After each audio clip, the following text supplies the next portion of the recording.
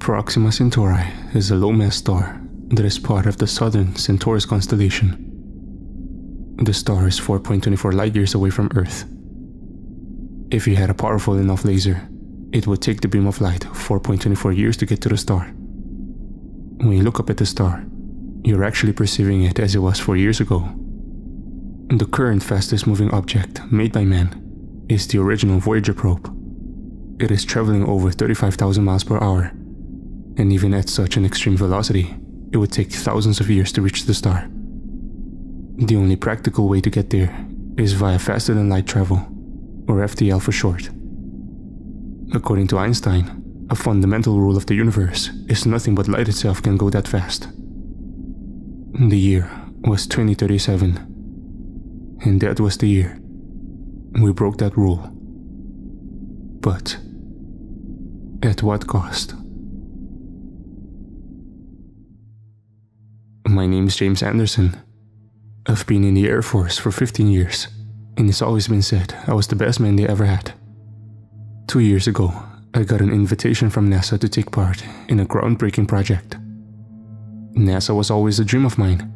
As a boy, I had always dressed up as an astronaut for Halloween and read basically all the books on them and the history of spaceflight. Joining the Air Force was the next best thing, and I ended up enjoying it a lot. I was stationed at Edwards Air Force Base as a test pilot for experimental fighters.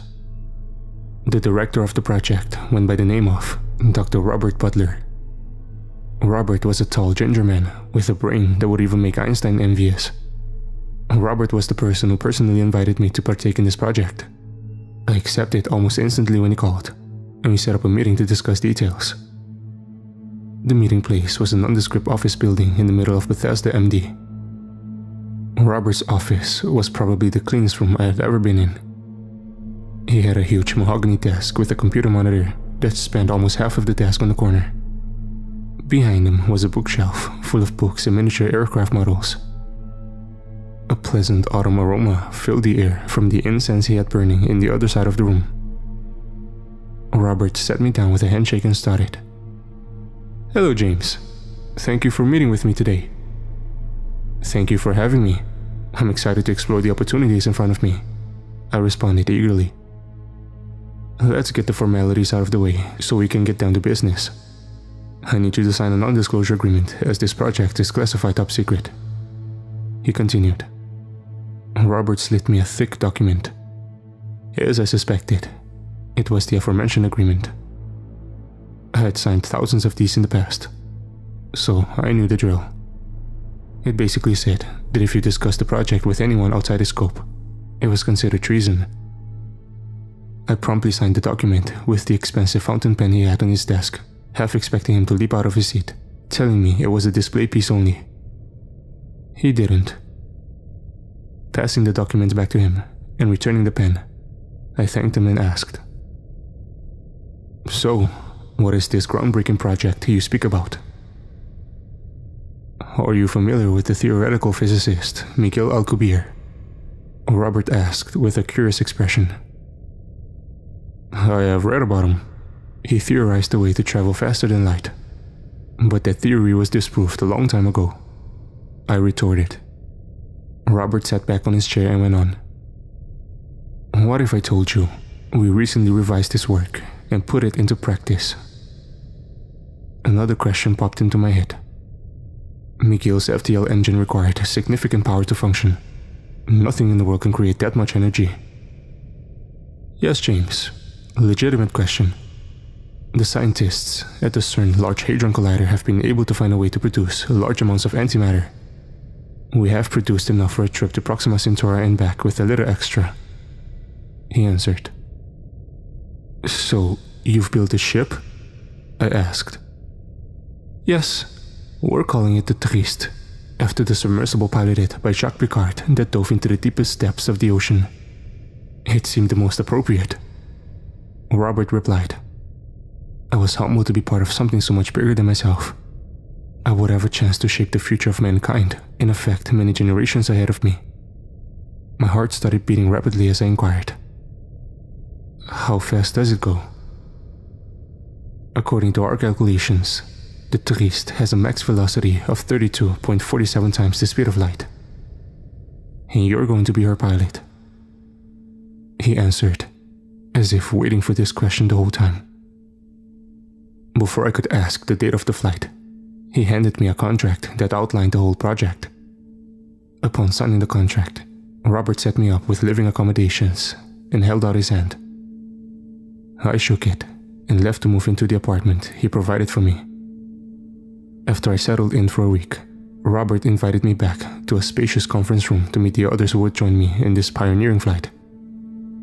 Robert called 4 people into a line, each at the top of their respective fields and eager to change history. The first I was introduced to was engineer Dr. Provina Cook. Provina designed and helped construct the reactor and the FTL drive. She was a shorter woman, maybe just over 5 feet, with long dark hair in her 30s. What she lacks in height, she makes up for in intelligence. The next person I was introduced to was Dr. Haruto Moon. Dr. Moon was the medical doctor. He was tall, with short hair and a suit. Haruto was recently in the running to become Surgeon General, so NASA jumped at the opportunity to invite him. Then, I met the chief scientist, Dr. Elizabeth Murphy. Elizabeth was one of the most beautiful women I've ever set my eyes upon. Her eyes were like diamonds. My gaze was transfixed on her smiling face, before the man next to her cleared his throat. I snapped out of it and shook her hand, and his. The man was the commanding officer of the Trieste, Colonel Edward Thompson. Thompson didn't look like the colonels I've worked with over the years. He was short and thin, so not very intimidating. I showed him the proper respect nonetheless. Before our handshake was finished, he leaned down to my ear and whispered, "I saw how you looked at Elizabeth. That's not what this mission is about.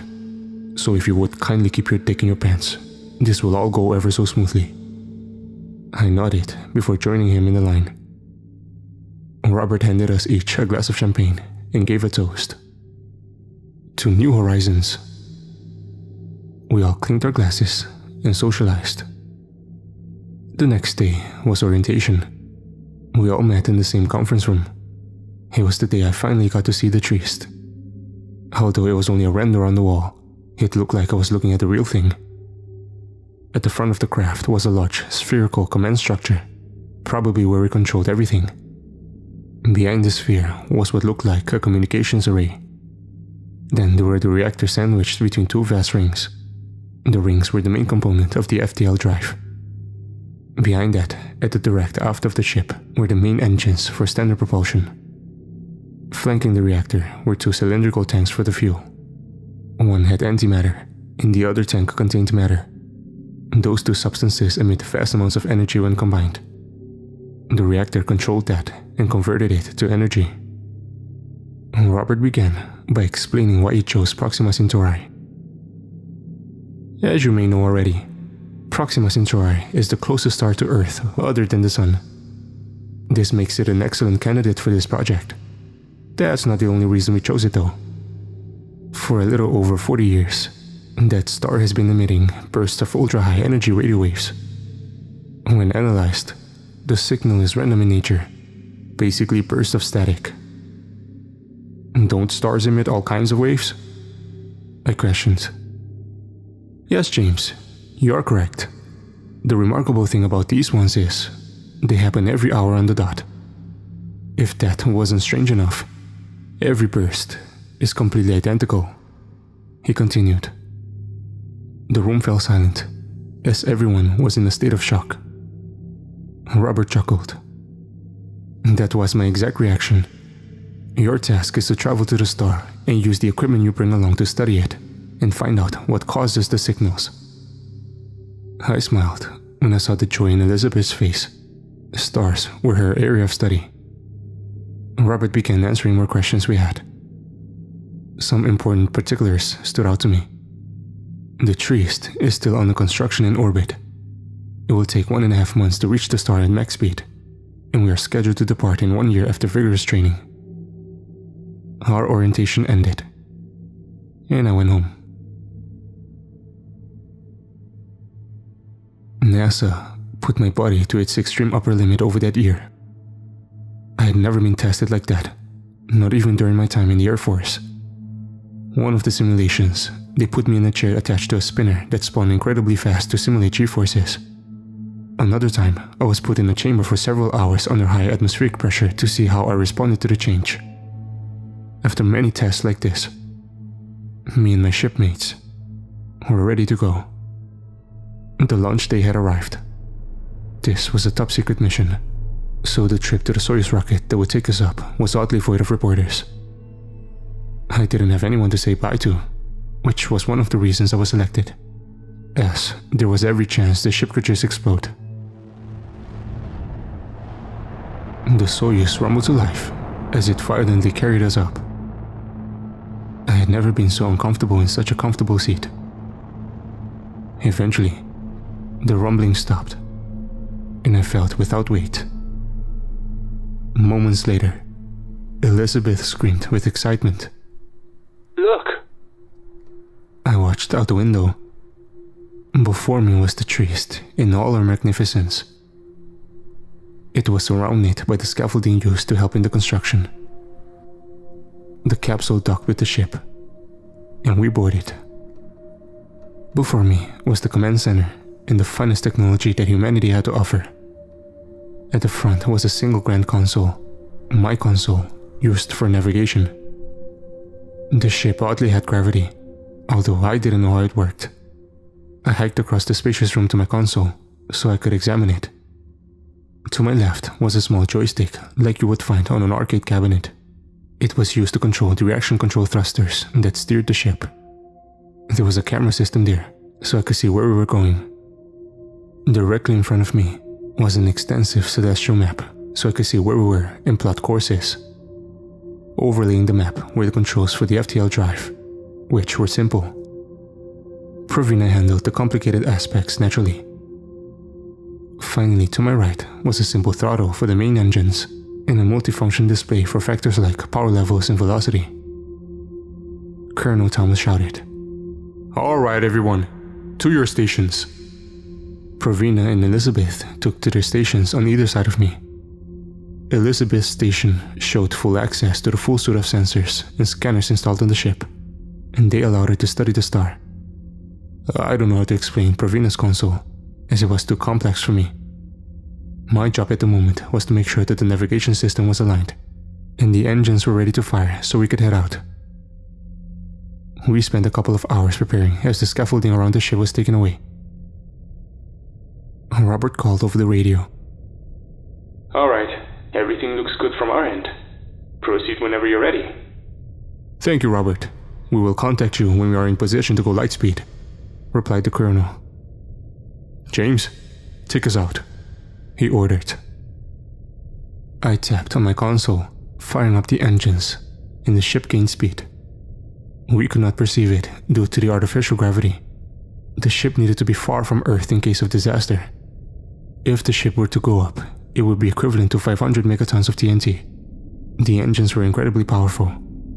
On one camera, it gave me a view behind the ship, and the Earth was visibly getting smaller. Eventually, we got out of range. I got the engines and led the Trieste coast. "We are in position, sir," I informed Thomas. He relayed the information to control. "This is it, people. Charge the rings, James," he instructed. I started the charge sequence, and the ship began to hum as the rings roared to life. Looking at the readout, it read 2 minutes to charge. 2 minutes to charge, I shouted excitedly. There was an atmosphere of anxiety and excitement. Nobody there wasn't worried. My panel turned green as the coils finished charging. The colonel knew this and had a seat. After the click from his harness, he addressed the crew. "Whatever happens, you all have done this country proud. James, engage." I had the biggest smile on my face as I nodded and did as instructed.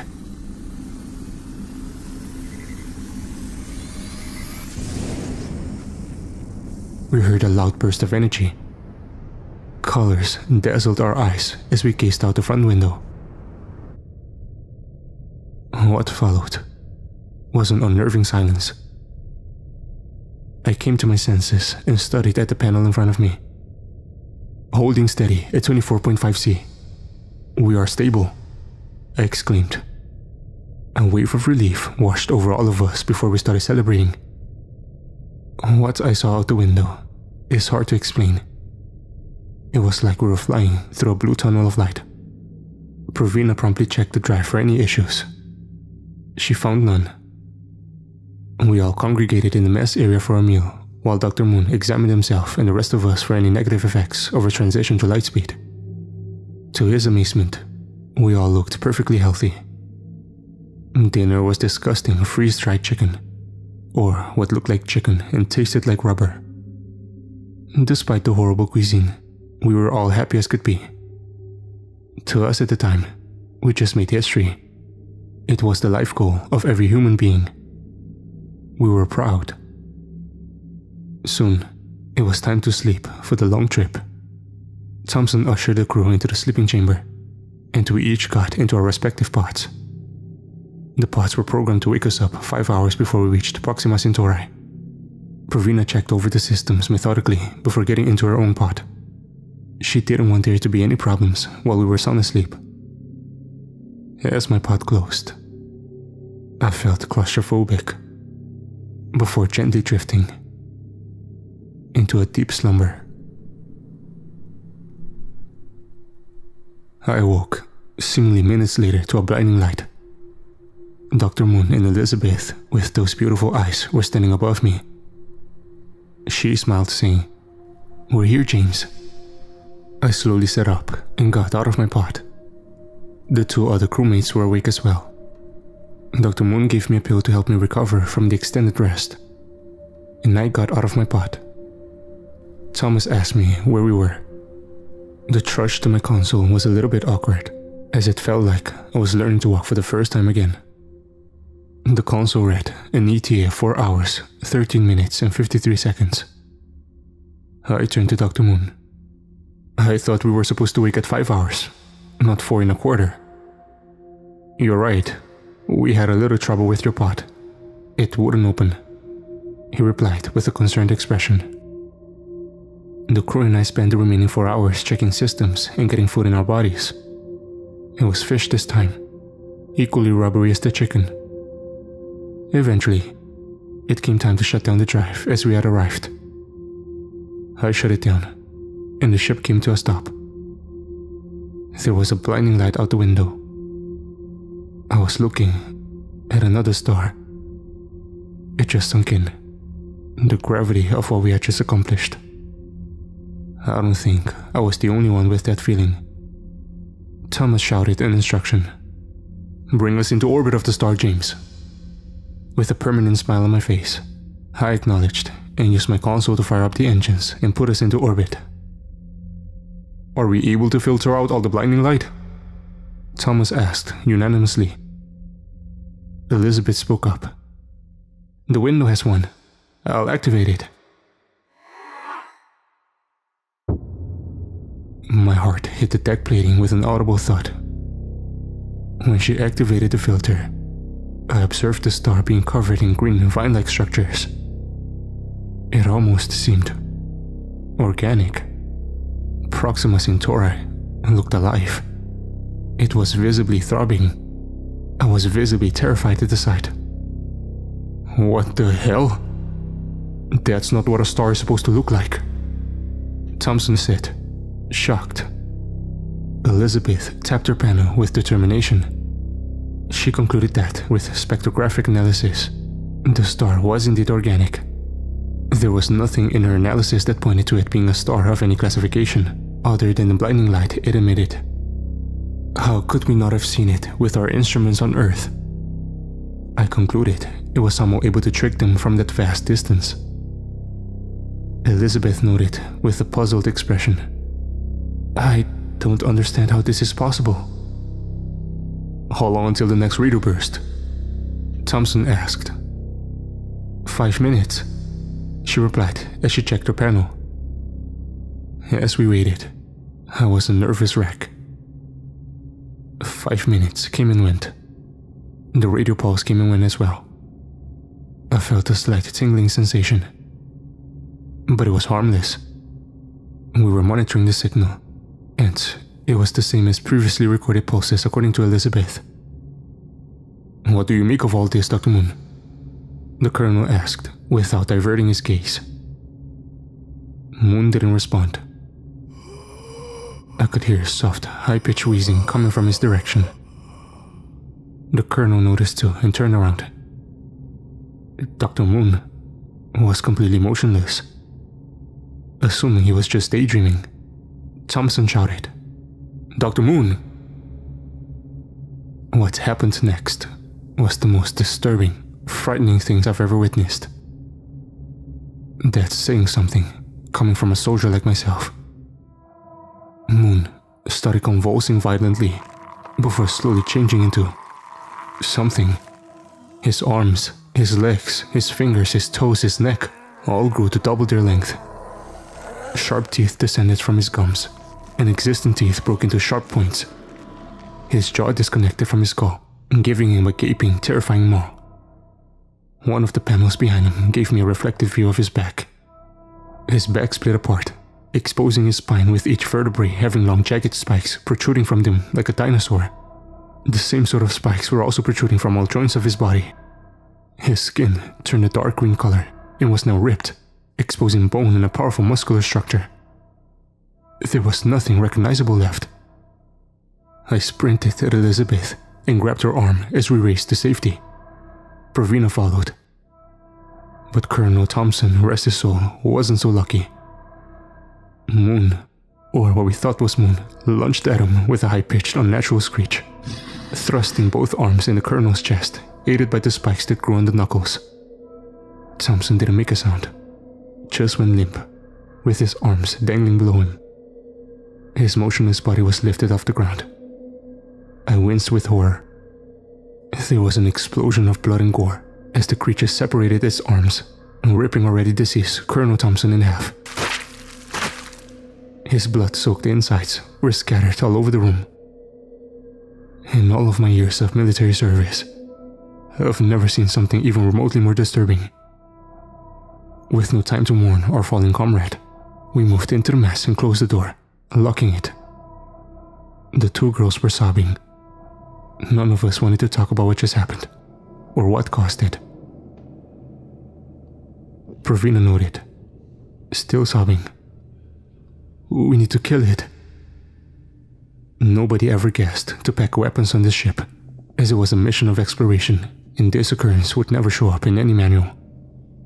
The three of us collected ourselves, and I cracked open the door. Moon was pacing the room and noticed me. He produced another loud screech and charged at me. I got back inside just in time, and he started banging on the door relentlessly. "Try and find something I can use as a weapon," I said frantically. "We may not need one. The main airlock is in the room with it. There is a console in the communications room opposite this door that can open it," Pravina said, still shaking with fear. I opened the door, and the creature was in the middle of the room, standing above the colonel as if it was admiring its latest kill. I threw a piece of metal past it, and the creature jumped at where it hit the ground. I gathered all the strength and determination I could muster and bolted for the communications room door. The creature saw me and got within inches, but I made it and sealed the door behind me. Moon, as if he knew what was about to happen, pounded much louder than before, almost desperate. I used the auxiliary console to increase the pressure and blow out the airlock. The environment outside the door sounded like a wind tunnel. The pounding ceased. I could hear it frantically claw at the ground before a loud puff sound as it flew out helplessly. I resealed the airlock and pressurized. Upon opening the door, both the creature and the colonel were gone, with deep claw marks in the ground and around the airlock. To my horror, I looked up, and it had completely trashed the command deck. All the consoles were destroyed with no way to use them. We were dead in the water with no way to control the ship. I called the girls out as it was safe, They both took on my shocked face when presented with the carnage. "Can we activate the drive from the reactor room?" I asked Pravina. "Yes, but we have no navigational control," she replied skeptically. With haste, we made our way to the reactor control room. The room was dissimilar from the rest of the ship. It had an industrial design. Pravina did her magic to try and charge the rings before another burst.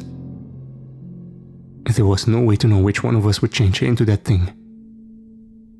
Her fingers tapped away at an inhuman pace. She froze. "No, no, no, no!" Pravina screamed. "What?" Elizabeth and I responded in unison. "The rings aren't charging. The creature must have hit one when he flew out of the airlock," she said with a defeated look on her face. I felt as if the entire universe was trying to kill us. The three of us went to a window. We were shocked to discover that there was a deep gash on the side of one of the rings. That meant the only chance we had was the main engines. We could get far enough away to try to fix the rings with a spacewalk. We had no way of knowing how far the pulse had an effect, and wasted no time starting them up from the reactor room. Pravina put all available power to the engines, including the power from life support. 30 minutes later, we were going fast enough that I could perceive the organic star drifting away slowly. There were 15 minutes until the next burst. The three of us took shelter with nothing left to do and separated ourselves with doors between us, just in case we were not far away enough from the star. The engines were still going. We were keeping in constant contact using the internal comm system. Elizabeth monitored for the burst. The three of us had never been so scared in our lives, as we now knew what was potentially about to happen. Our fate was inevitable. The burst came and went. The two started sobbing again. As far as I could tell, we were all safe. I broke down with relief, as it was one issue we no longer had to deal with. One of them stopped crying. "Elizabeth?" I called out. "I'm here, James. I'm here." Elizabeth cried.